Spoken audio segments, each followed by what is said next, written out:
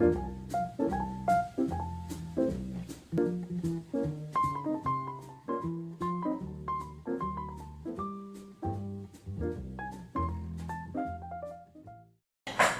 was the inventor of the hand axe, and he was certainly a puzzle paleontologist for years to come. He was right. But it was in 1991 where we met at a conference where Constantine Lundis was trying to get everyone in North America who was interested in Deleuze to come to a conference, and there were 12 of us. Deleuze Council of the Train. Yes, exactly. Council of the Train. Yes, that's been a long time. 25 years. Anyway, thanks very much to Ellen and Thomas for organizing this conference, which has been absolutely fantastic so far. Today, and Emily in particular has been a fine host because I got to meet Taipei and Taichung with it. So my talk, so everyone has a copy of the paper, so hopefully that'll make it easier to follow. So the title of our conference is Life at the Threshold, and one of the points where life reaches its threshold is with regard to technology. So I want to just give a talk on some general conceptions of technology. Deleuze defined philosophy as the creation of concepts. I've organized my paper here around 8 concepts. I'm just going to go through them and talk about them, some longer than others, to get a kind of general idea of where technology and life intersect at various thresholds. So my first concept is prostheses, or prosthetics, which is technology as the externalization of organs. Speaking in general terms, technologies are prosthetic, so to speak. They are extensions of the body. The German thinker Ernst Kapp, in 1877, who's a contemporary of Karl Marx, seems to have been the first to propound this idea that technical objects are organ projections. For instance, I can pound a stake into the ground with my fist, but I do a much better job if I use a hammer, which mimics my forearm and fist. In place of the arm, technology substitutes an external artifact that resembles the arm. A hammer in our hands, my flesh and bones become wood and iron, like an exoskeleton. Similarly, the wheel externalizes the quasi-spherical articulations of our hips, knees, and ankles. Clothing externalizes the skin. A baby's bottle externalizes its mother's breast, as kitchen stove externalizes the stomach, and so on. We've even managed to mimic the organs of other species. Airplanes mimic the wings of birds, scuba equipment mimics the gills of fish. Technology is an apparatus that has been extracted from the body like a ship leaving port. This, it seems to me, is a basic point from which one has to start, not the only one. Technology is primarily corporeal. It is derived from the body. As such, technology marks the first threshold of life. As Marshall McLuhan put it, technologies are, quote, the extensions of man, or in Bernard Stiegler's words, quote, as a process of externalization, technics is the pursuit of life by means other than life. Here's one example among many more. What we call scientific instruments constitute a vast sensorium spread out in space that constitutes an extended body. Telescopic eyes, like the Hubble telescope or its soon-to-be successor, the Webb telescope, that magnify and record light on film. Vast ears, or radio dishes that listen to the heavenly noise. Seismographs, like vast fingers and nerve endings that sense the slightest tremor in the ground. Or colliders that allow us to register the effects of particle collisions, as in the recent discovery of the Higgs boson. What is sometimes called, erroneously I think, but in any case, the scientific revolution, took place in part because of our ability to extend our senses in such technical artifacts. Second concept then, proto-technicity, or originary technicity in Stiegler's terms. Technology is biological. But one, I think, must immediately modify this concept of prosthetics in 2 directions. On the one hand, the concept of prosthetics tends to presume that technology is an externalized extension of the body, that is, technology is something out there. But in fact, the body itself must be comprehended in terms of its natural technicity. As Marx put it in a famous text, the greatness of Darwin was that he, quote, directed our attention to the history of natural technology, that is, the formation of the organs and I don't know what I meant there. The formations of the organs of animals, let's just leave it there. In his book, Climbing Mount Probable, Richard Dawkins has a marvelous chapter aptly entitled The 40-Fold Path to Enlightenment that analyzes the fact that eyes, which Dawkins calls a remote sensing technology, have evolved no fewer than 40 times in the animal kingdom in accordance with 9 distinct principles. From this viewpoint, not only eyes, but eggs, exoskeletons, feathers, hair, hooves, nails, and teeth, the shells of turtles, and the scales of anteaters are all forms of what we can call proto-technicity, or originary technicity, to use Stigler's terms. Deleuze and Guattari call this an anti-ethics machinism. The idea of proto-technicity was perhaps developed most convincingly by the French philosopher Raymond Brière in his book Neo-Finalism, which has just been published in an English translation. Consider, he says, a unicellular animal such as an amoeba. It can digest food even though it does not have digestive organs like a stomach or intestines. It is able to react in intelligible ways to its environment, even though it does not have a nervous system, or eyes, or ears, or indeed any sensory organs. We could say that it thinks, even though it lacks a brain. In other words, an amoeba can digest food, move about in its environment, and even think, even though it lacks a brain, or a stomach, or a nervous system, in other words, organs that are specifically devoted to these functions. Brière's conclusion is this: bodily organs are themselves technologies.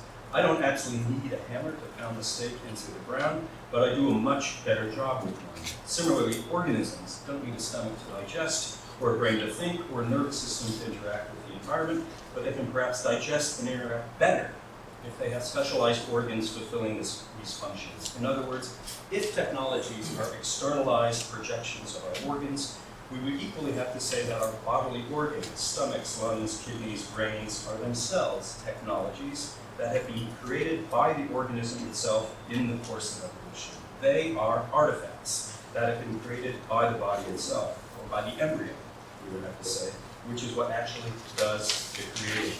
So more precisely, Brière says, the embryo creates organs, which are themselves technical artifacts, but one of the organs the embryo creates is the brain, and one of the functions of the brain is to continue this creation of technological artifacts outside the body. So it's this kind of movement of life itself, kind of a long vital. So I'm going to skip this little section here on this page. It's really a parenthesis on epistemology and how Brière's understanding of the relation of the embryo and the brain changes how we should think, perhaps, about epistemology. To save time, let me jump down to the bottom of the page. Technicity and life, in short, interpenetrate each other. If technology is an externalization of the body, we must also say that bodily organs are themselves technologies. There is a technicity that reaches all the way down to the reproductive capacities of the smallest bacteria, and it is conceptually false to separate the two. Mutation and selection are the two mechanisms of this natural technology. Indeed, as Michel Serres has remarked, the ancient ruins of long-vanished civilizations, or even modern junkyards filled with the carcasses of rusting automobiles, are not that different from the fossilized remains of the Cambrian period that are found in the Burgess Shales in the Canadian Rockies, about which Stephen Jay Gould wrote a superb book called Wonderful Life.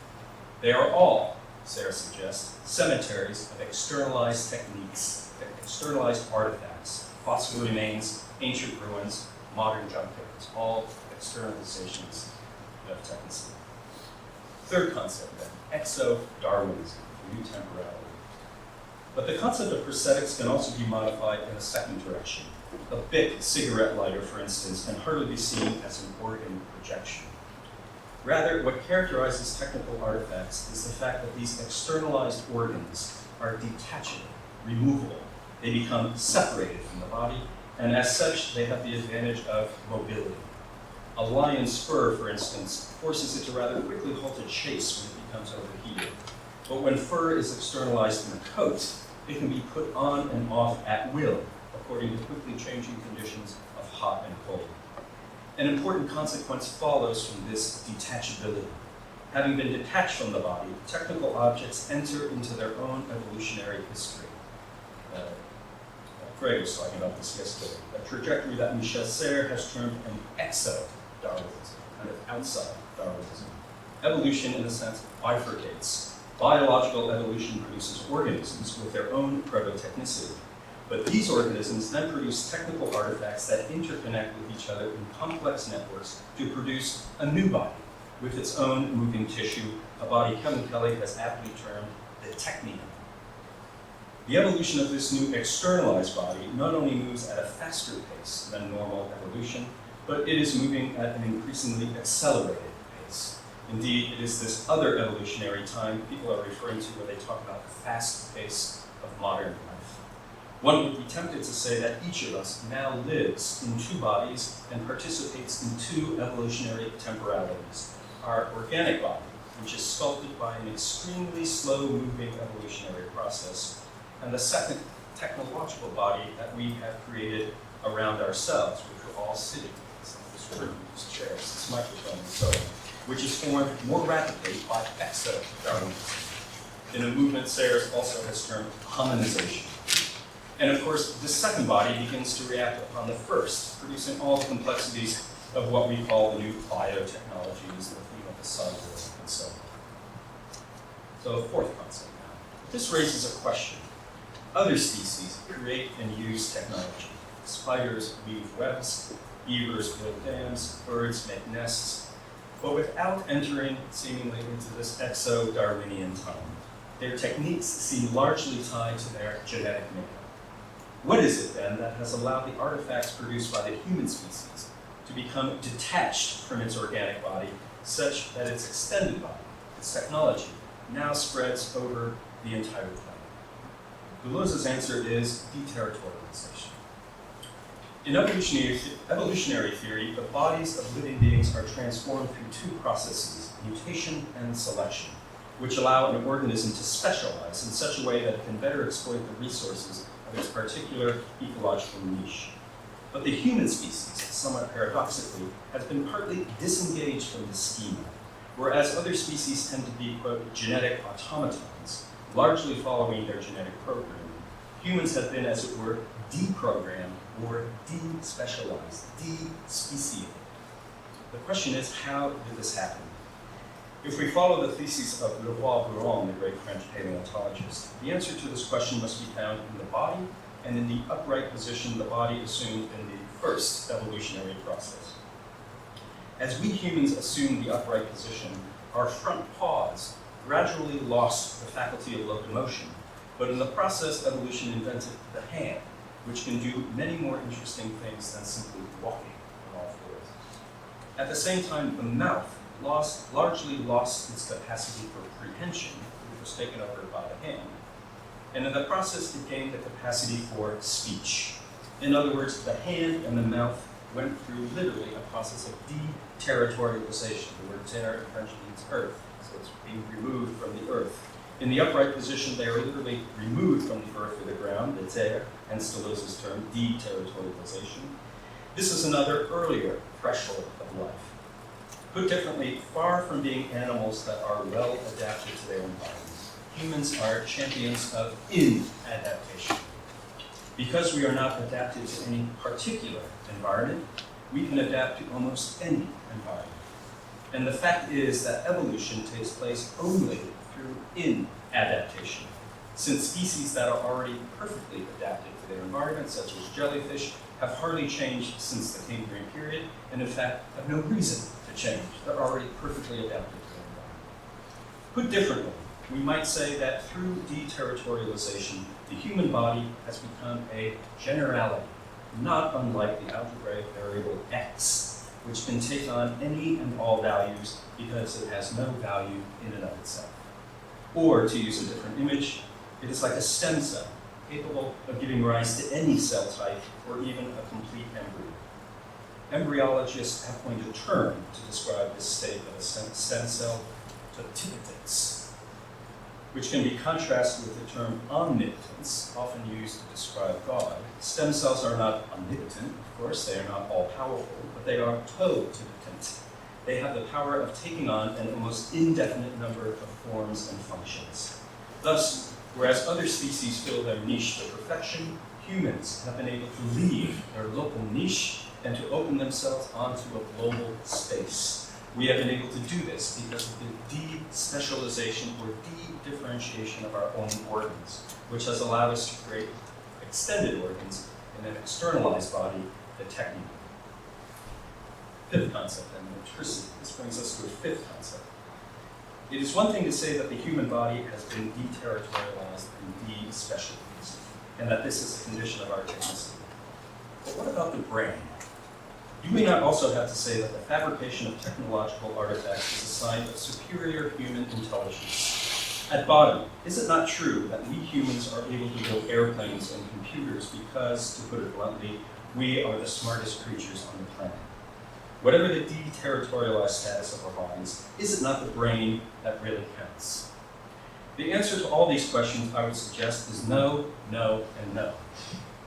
Lacan, for instance, strongly critiqued brain-centered versions of evolution, like that of Teilhard de Chardin, which interpreted evolution as a movement toward an expanded consciousness. Wrong, says Lacan. What has driven human evolution is not the brain, but a far more modest part of the body, the foot, since it was modifications in the foot that allowed humans to assume the upright position in the first place. It is true that the upright position also allowed for an expansion of the skull, which gave humans bigger brains, but this was an effect and not a cause of the evolutionary process. But then why would a bigger brain matter? In other words, why do animals have nervous systems and plants do not? Or at least plants have only rudimentary versions of the nervous system. The answer, obviously, is movement, or motricity, what Bergson called the sensory motor schema. Animals move about in their environment, whereas plants do not.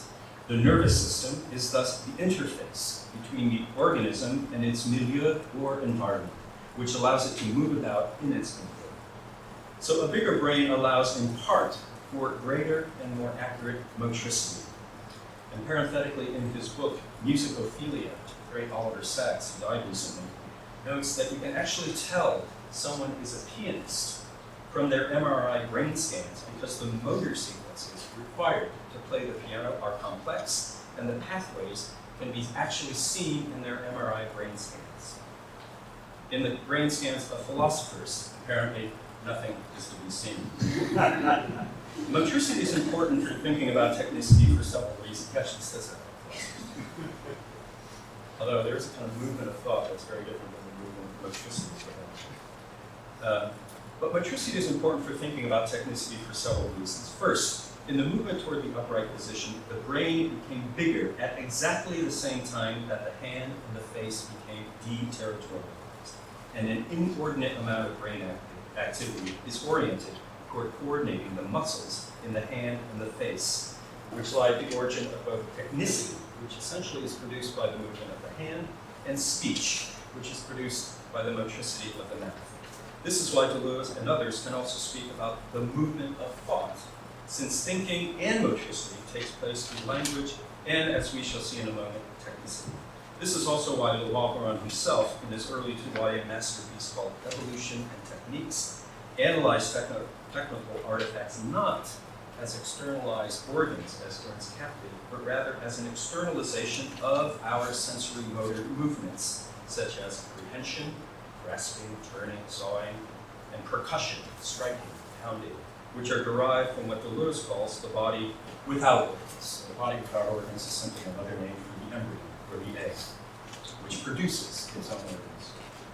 But second, as we have seen in humans, technical artifacts have become detached from the human body and have entered their own evolutionary time that constitutes an externalized body. But we have to add immediately that our brains, too, have become part of this externalized body. Why?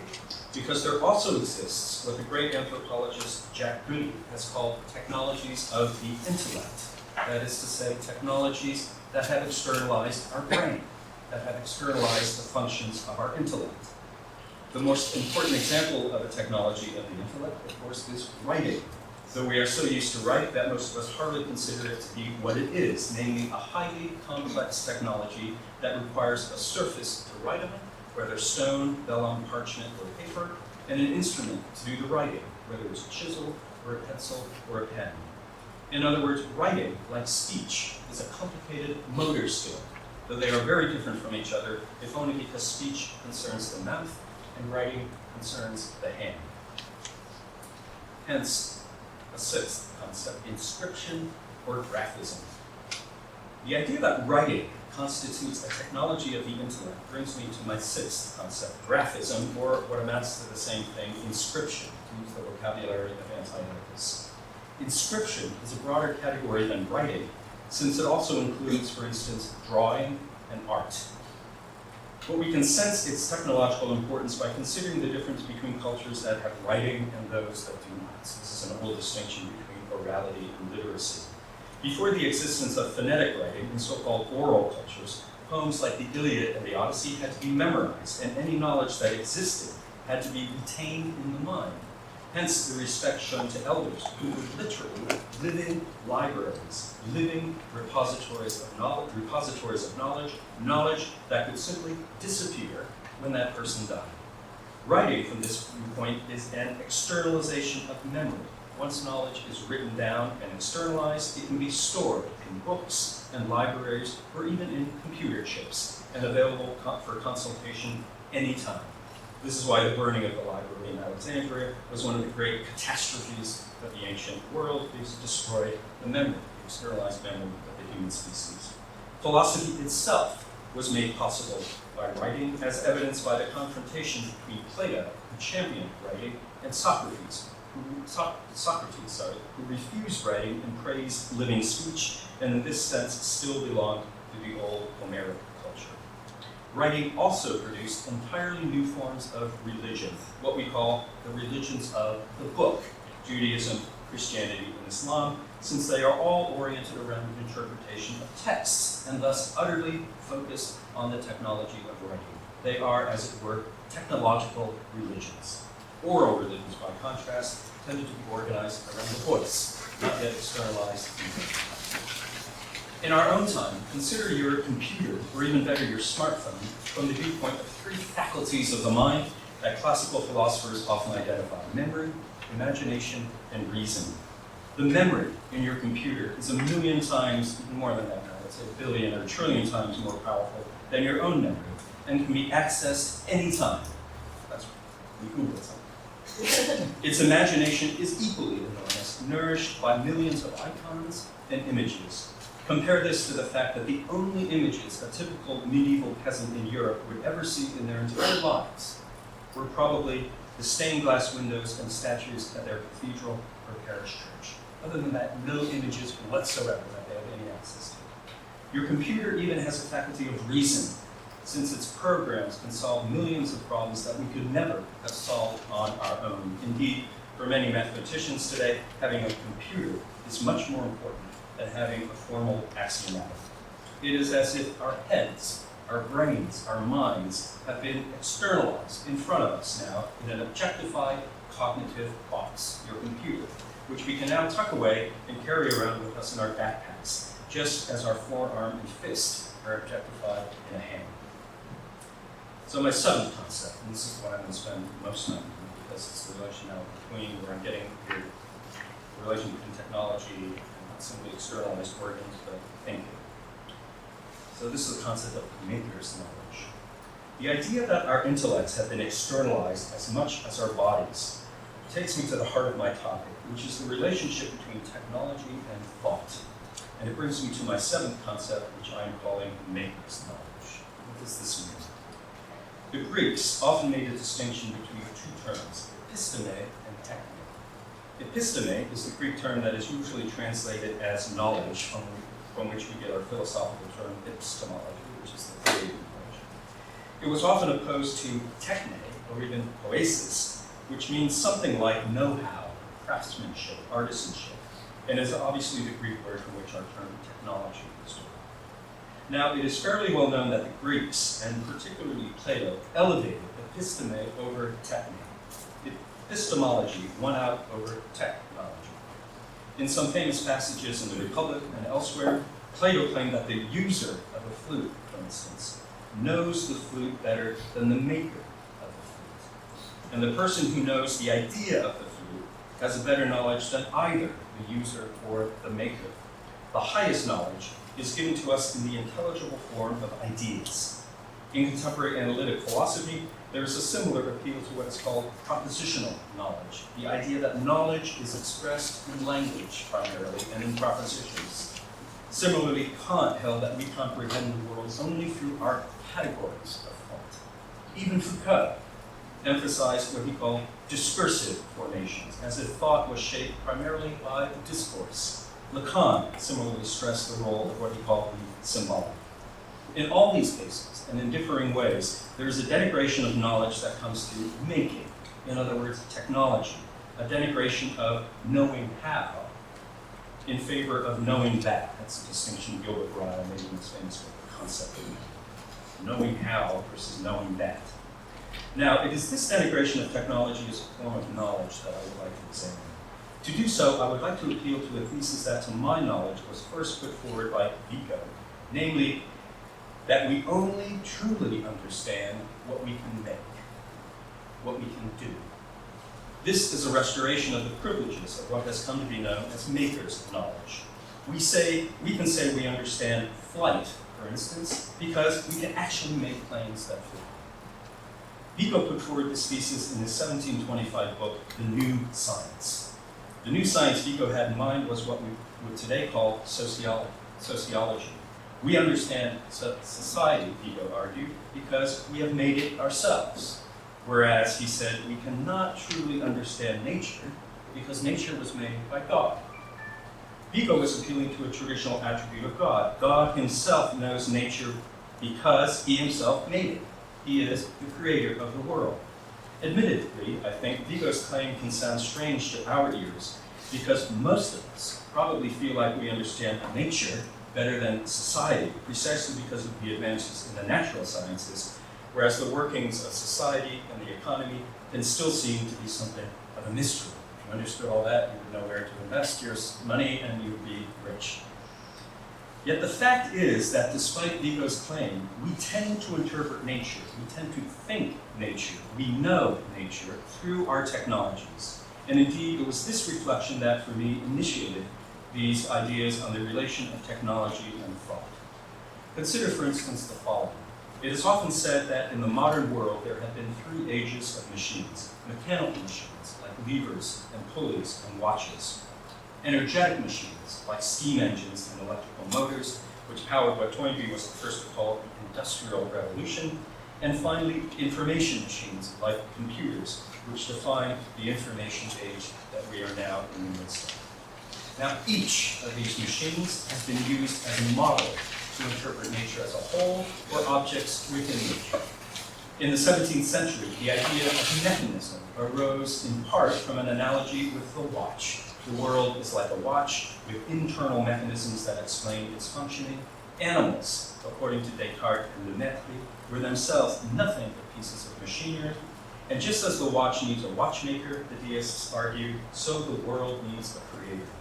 The same thing happened in the 19th century, when the world was interpreted in energetic terms. Because of entropy, the world was going to end, quote, not with a bang, but with a whimper, famous line from T.S. Eliot's poem, The Hollow. Today, many people appeal to the computer as a model for the mind. The brain is the hardware, and the mind is the software, running different programs in different modules. And even before the age of machines in the Latin Middle Ages, it was not the computer or the watch, but rather a book that functioned as an analogy for nature. Nature was a book in which one could read, quote, the stenography of God's omniscient hand. That's Galileo. And for Galileo, that language of nature turned out to be mathematics.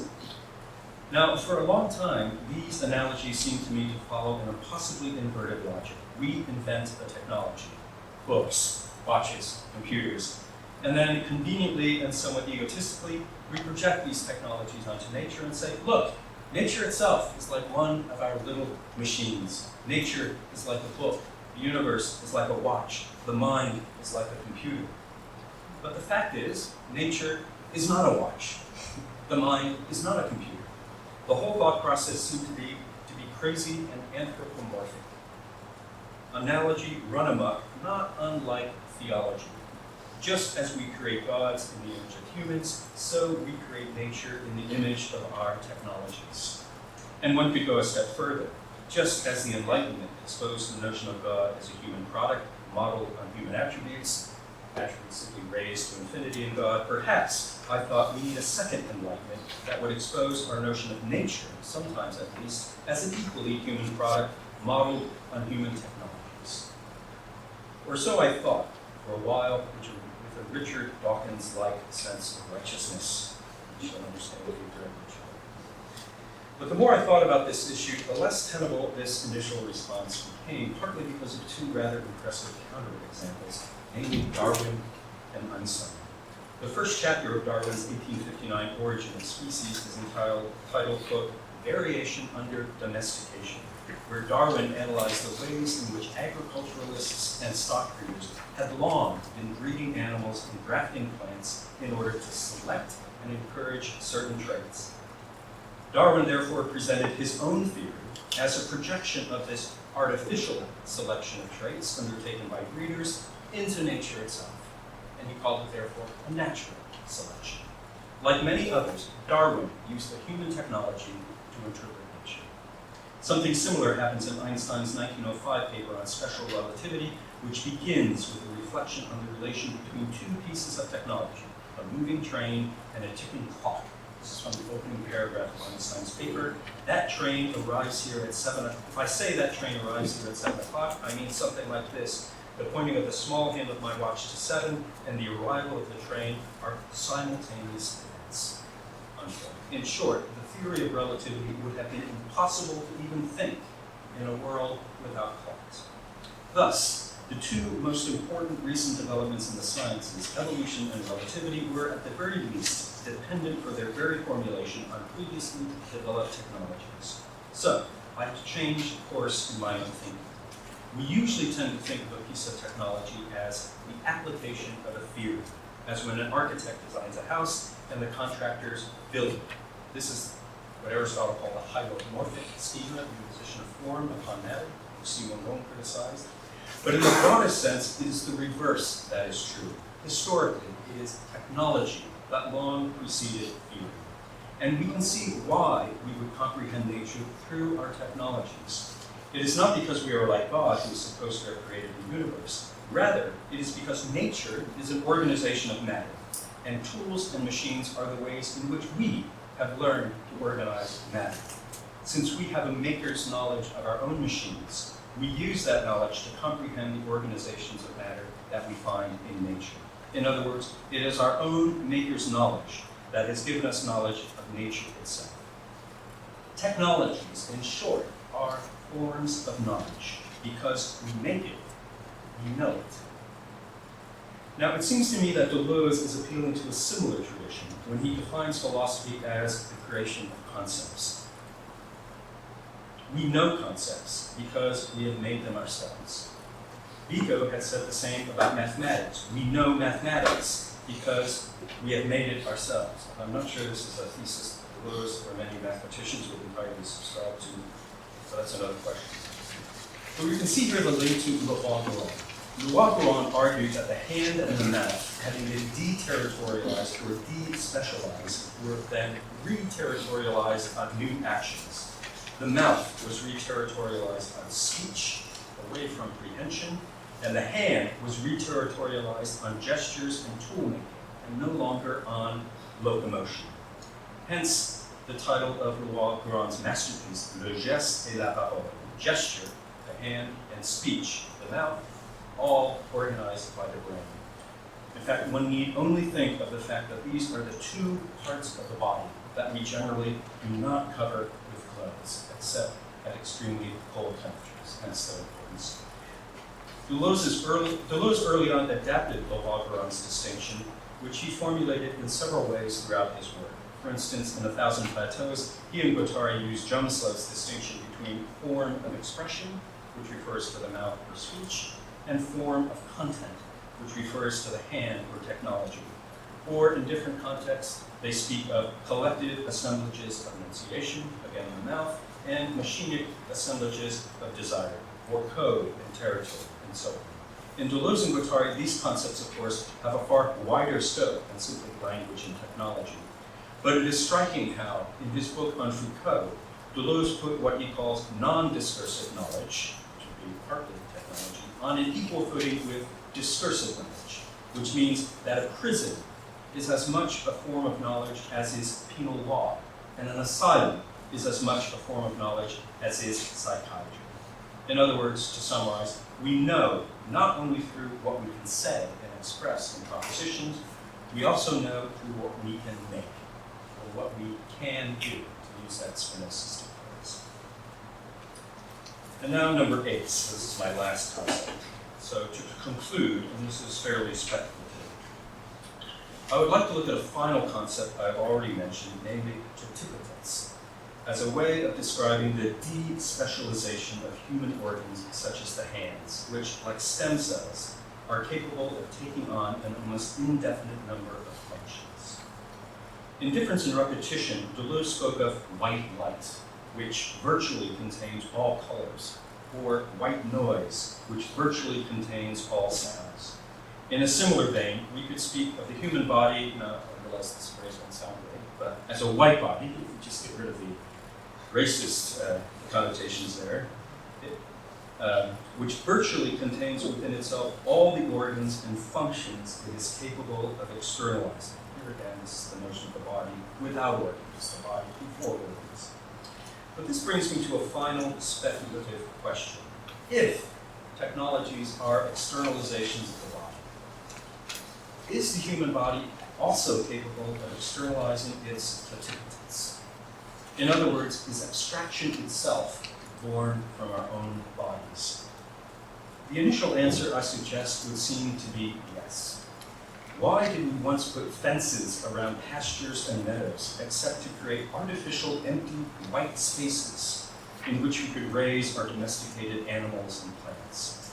The very diversity of cultures on the planet presupposes this very gesture. Indeed, the term culture is derived from the term cultivation. So kind of white space. The same is true in economics. What is a coin, a piece of money, except a white promise? We can exchange it for a night on the town, a meal with friends, a book to curl up with, anything. If money is equivalent to everything, it is because in and of itself it is worth nothing. It is a pure abstraction. Do there exist cognitive white objects?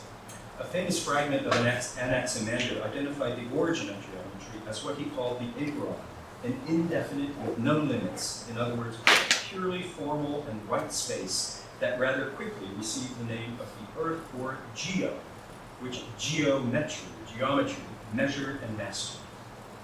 In algebra, as we've already said, the variable x can take on all values because it has none in and of itself. Indeed, one might say that metaphysics is itself the domain of de-differentiated concepts. For instance, the concept of matter is a highlight without specification. But when matter in the form of wood appears in the form of wood, stone, or metal, crystal, molecule, atom, particle, or quark, then the generic concept of matter becomes useless. The white concept of space has a translucid content innocent of all the things of the world, but when it becomes Euclidean space, or projective space, or a topological space that multiplies its dimensions, then we no longer need to say anything about space in general, and it disappears from our preoccupations. Similarly, desire and love could be called white concepts, since we always desire a particular thing and always fall in love with a particular person. This is how metaphysics at least used to work. It was de-differentiated. It spoke of the individual before we have either Peter or Paul or Mary. It speaks of consciousness before it became consciousness of something. But if this class of white concepts are made possible by the toticitance of our own bodies, then we would have to take the further step and follow Deleuze in affirming, quote, that the abstract is lived experience. This is a quote from Deleuze. I would almost say that once you have reached lived experience, you reach the most fully living core of the abstract. You can live nothing but the abstract, and nobody has lived anything else but the abstract. So, just to conclude, I presented 8 concepts here simply as a preliminary manner of approaching Deleuze's philosophy of technology. So let me just summarize. First, aesthetics or prostheses, the idea that technological artifacts are externalized organs of the body. Second, originary technicity or proto-technicity, The idea that this technicity already exists in nature all the way down and precedes any theory, so technology is not simply externalized from the body, but the organs of the body are themselves already technical artifacts produced by an embryo. Third, exodarwinism, the fact that evolutionary time has bifurcated and this externalized body, which we call technology, is now evolving on its own in a faster and increasingly accelerating time scale. Fourth, de-specialization or de-differentiation. What conditions this externalization of organs is the deterritorialization of our organic body. Five, motricity. The idea that the link between the brain and the hand and mouth is primarily one of movement, so speech is motricity, and writing is motricity. They're reducible to that, even though they take on lots of other dimensions, like meaning and semantics and so on. Six, inscription or graphism. The link between the mouth and the hand takes place primarily through phonetic writing, when the hand reproduces speech in the graphic inscription. Seven, maker's knowledge. We know and comprehend the organizations of matter found in nature through the organizations of matter that we ourselves have created. And finally, number eight, toticus. Like a stem cell, the body is capable of externalizing an almost unlimited number of forms and functions. In other words, it is itself an abstraction, and is itself the source of abstraction.